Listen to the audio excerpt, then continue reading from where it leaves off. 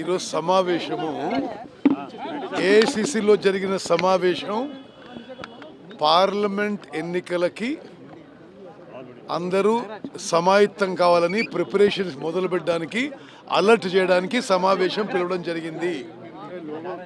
కర్ణాటక, కేరళ, తమిళనాడు ఈ అన్ని రాష్ట్రాల నుంచి, తెలంగాణ అన్ని రాష్ట్రాల నుంచి ఒక్కొక్క పార్లమెంట్ కాన్స్టిట్యున్సీ నుంచి ఒక్కొక్కరిని కోఆర్డినేటర్గా నియమించి మీరు ఎన్నికలకి సిద్ధం కావాలి, మరి ఎన్నికలకు సిద్ధం కావడానికి ఏమేమి యాక్టివిటీ చేపట్టాలి, దానికి కొన్ని గైడ్లైన్స్ ఇచ్చి కొన్ని బుక్స్ ఇచ్చి ఈరోజు మీటింగ్ జరిగింది.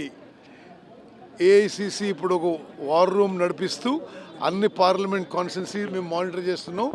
మీరు ఆర్గనైజేషనల్ పని, క్యాంపెయిన్ పని, ఇతరత్ర ఓటింగ్ లిస్టు అప్డేట్ చేసుకోవడం, ఇవన్నిట్లో కోఆర్డినేటర్స్ అందరూ కీలక క్రియాశీలక నాయకత్వ పాత్ర పోషించాలని చెప్పి గైడ్లైన్స్ ఇవ్వడం జరిగింది.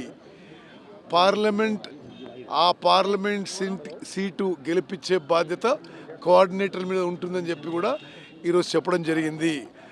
మల్లికార్జున్ ఖార్గే గారు, మా గౌరవ అధ్యక్షుడు, వేణుగోపాల్ గారు, గౌరవ జనరల్ సెక్రటరీ ఆర్గనైజేషన్, ఇతర ఏఐసిసి నాయకులు ఈ యొక్క సమావేశాన్ని వాళ్ళు ఈ కోఆర్డినేటర్స్ అందరితో ఈ విషయాలు పార్లమెంట్ ఎలక్షన్స్ ప్రిపరేషన్ గురించి మాట్లాడడం జరిగింది. నేనేం మాట్లాడలేదు సతీష్, నేనేం మాట్లాడలేదు. ఓకే, అది ఆ ప్రశ్న ఎవరు రేజ్ చేస్తే అది తర్వాత మాట్లాడదని చెప్పాను. సరే, అంటే ఇప్పుడు వచ్చిన రాష్ట్రాల్లో కాంగ్రెస్ పార్టీ అన్ని చోట్ల బలంగా ఉంది. మంచి స్థాయిలో సీట్లు గెలవాలని చెప్పి ఖార్గే గారు దిశానిర్దేశం డైరెక్ట్ చేశారు. పవర్ పాయింట్ ప్రెజెంటేషన్ ఏదో ఇచ్చిందని చెప్తున్నారు. అవును, ఆ వార్ రూమ్ గురించి ఎట్లా నడుస్తుంది, ఎవరేం చేయాలి, పైన ఏం చేయాలి, కింద ఏం చేయాలి, పీసీసీ లెవెల్ ఏం చేయాలి, డీసీసీ ఏం చేయాలి, కోఆర్డినేటర్ ఏం చేయాలి, అవన్నీ బాధ్యతలు అప్పగించడం జరిగింది. ఓకే,